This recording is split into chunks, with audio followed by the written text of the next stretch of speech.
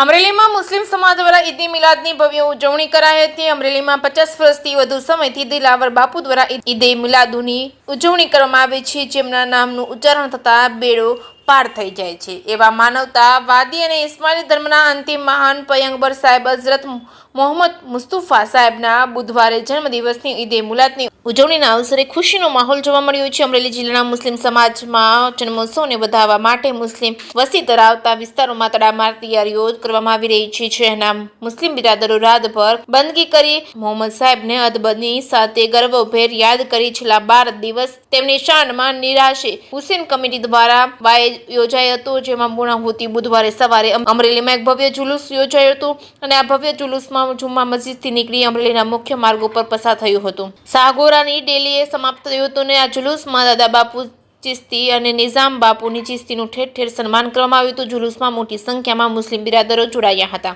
કાર્યક્રમ નિસાર હુસેન કમિટીની સ્થાપના સરકાર દિલાવર બાપુએ ચિસ્તી 1975 માં કરેલી। આ 51 50 વર્ષ પૂરા થયા, 51 વર્ષ હતું। આ 12 દિવસનો પ્રોગ્રામ અમારા પૈગંબર સાહેબ મોહમ્મદ સાહેબ સલ્લલ્લાહુ અલૈહિ વસલ્લમના જન્મદિવસની ઉજવણી રૂપે અમે લોકો મનાવીએ છીએ।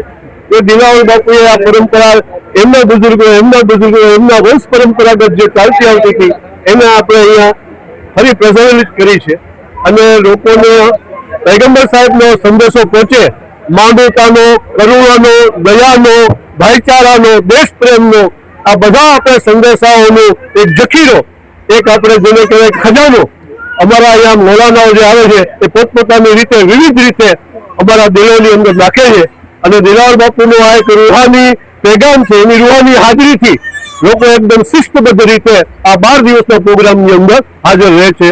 સૌરાષ્ટ્રના, ગુજરાતના, મુંબઈના ક્યાંથી લોકો આવે છે અને આ પ્રોગ્રામની અંદર સામેલ થાય છે અને દિવસે હિન્દુ મુસ્લિમ બાળકોને 2000-3000 બાળકોને દિલાવર બાપુ પોતાના હાથે મસ્જિદની અંદર 1951 થી આ ન્યાજ લાળ પ્રસાદ વેચતા હતા।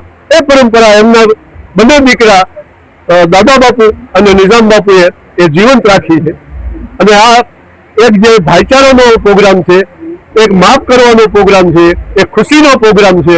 આ પ્રોગ્રામથી અમે અમારા ભાઈઓને, હિન્દુ ભાઈઓને, મુસ્લિમ ભાઈઓને એક પેગામ આપીએ છીએ કે પૈગંબર સાહેબે મોહબ્બતનો પેગામ આપ્યો છે, નફરતનો નહીં।